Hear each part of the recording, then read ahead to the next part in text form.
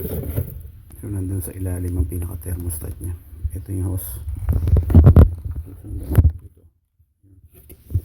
sa loob. So you have to remove the battery. Yan. You need to get these things out of the way and the holder just to get through there. So yung bracket na yun sa low pressure, yan, natanggal ko na. Yung bolt dyan, bracket yan para dito sa low pressure. Yung isa din sa taas, ayun, ayan. Tapos yung isa, ito, natanggal na isa rito. Obligado kang tanggalin talaga tong bracket na to at saka tong bolt na to. Meron pa yan dito sa ilalim. So ito, yung ano na yan, nakadikit yan sa throttle body ba yan? Ay hindi, o tama, sa manifold nakadikit, naka screw, tsaka yung isa matabi yan. So dapat tanggalin talaga tanggalin talaga. So isa na lang ang hindi ko nakukuha ang tornilyo, which is yung nandun sa likod. So tatry natin to, itong swivel na to. Sana ma-reach ko yun sa kabila kasi may nakaharang yung hose na yun. Pag umabot siya, good. So sa konting diferensya, different size, this 10 is so thick. So this 10 is thin. So try to find a thin one, so because it's in between the two tubes, so this one won't fit. So this one exactly fit. So not an easy thing to do, but that side, it's me right there. So now it fits.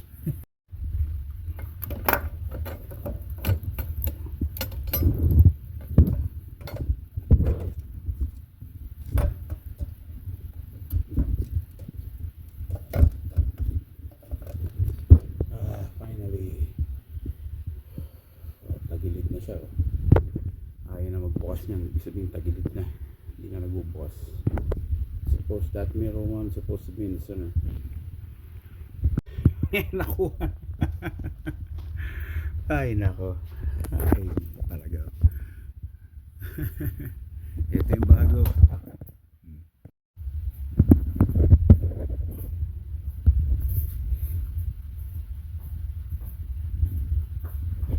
Nakabit na. So ayan, yung bago. Yan, kulang na lang yung para dun sa hose na yun papunta rito sa yung return hose sa reservoir. So lahat nakakabit na hanggang sa ilalim. Kakabit na lang yung baterya. Ayan, everything is set. Ayan, maandar na. Nice na. Sipatin natin ngayon. Ayan na. Yes, palakpan na natin. Ayan.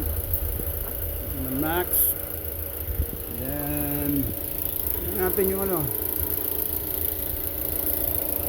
yung bagong thermostat, yung return hose, reservoir.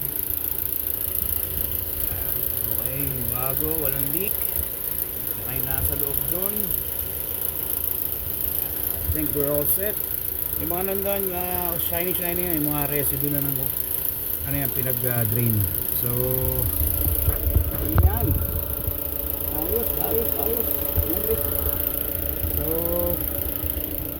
yan, gotta make sure na pantay, connection. Yan, okay, nasa line. Yan, ayos, okay na. So gumagana na.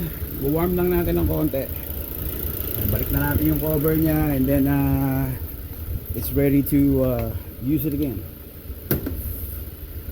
Hope you enjoyed the video. Thanks for watching, guys, and have a great day.